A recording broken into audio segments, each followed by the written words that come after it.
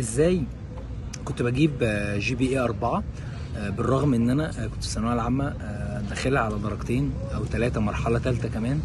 هحكي عن تجربتي بسرعه، يمكن حد يستفاد وحد يتطور او ياخد اي حاجه تفيده من الفيديو ده. اول حاجه، انا كنت جايب في ثانويه عامه 223 تقريبا، وكان الحد الادنى 225. انا دخلت تقريبا على درجتين بعد ما استنيت مرحلتين. في اولى ثانوي جبت 60%، في ثانيه ثانوي جبت 62%، في ثالثه ثانوي كانت انفجاريه شويه جبت 93.5%، وبعدين دخلت منحه هندسه. اول سنه ليا في هندسه كانت ترم التوهه بقى، وسنه التوهه ما كانش ترم واحد. شويه مقبول، شويه جيد، شويه جيد جدا.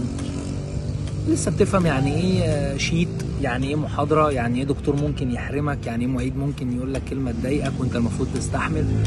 لسه مش عارف حاجه، لحد ما بعد ما السنه دي خلصت ابتديت اشوف زمايلنا بيجيبوا تقديرات 3.9 و3.8 وحاجات انا عمري ما شفتها. وانتوا يا جماعه بتاكلوا وتشربوا زينا؟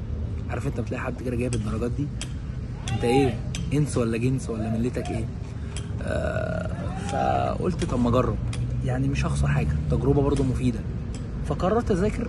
اتفقت ان انا اعمل حاجتين مع نفسي، ان انا اول حاجه اذاكر يوم بيومه، تاني حاجه ان انا اجمع يوم الجمعه والسبت كل اللي ذاكرته طول الاسبوع واشوف يمكن تظبط.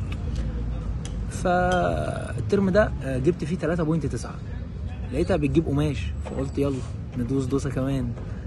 فابتديت ان انا اجيب 3.95، وبعدين امسك الاربعه، اجيب GPA 4 4 لحد ما الموضوع ده غير في البيهيفير والتوجهات بتاعتي عموما.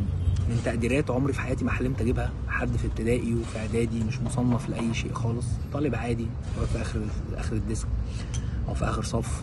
عمري ما كنت مصنف ان انا اجيب تقديرات. محدش كان عارفني في الكليه، ولا معيدين ولا دكاتره، ولا كنت من الناس الانجليش بتاعها كويس، ولا كنت من الناس اللي متوقع لها حاجه كبيره يعني. اتخرجت في 3.94 الاول على دفعتي. بعمل ماستر دلوقتي وبخلصه. يعني زقيت نفسي في كارير كويس، ابتدى يبقى عندي حاجه اطلعها. فده انا حابب اقوله لاي حد شايف ان هو ما عندوش مقومات ان هو يعمل حاجه في حياته.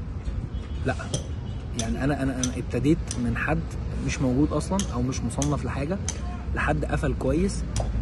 عدى ناس كتير، وما تفهمش ان انا بقارن نفسي بحد، لان انا عايز اقول لك ما تقارنش نفسك باي حد تماما. ظروفنا مش زي بعضها.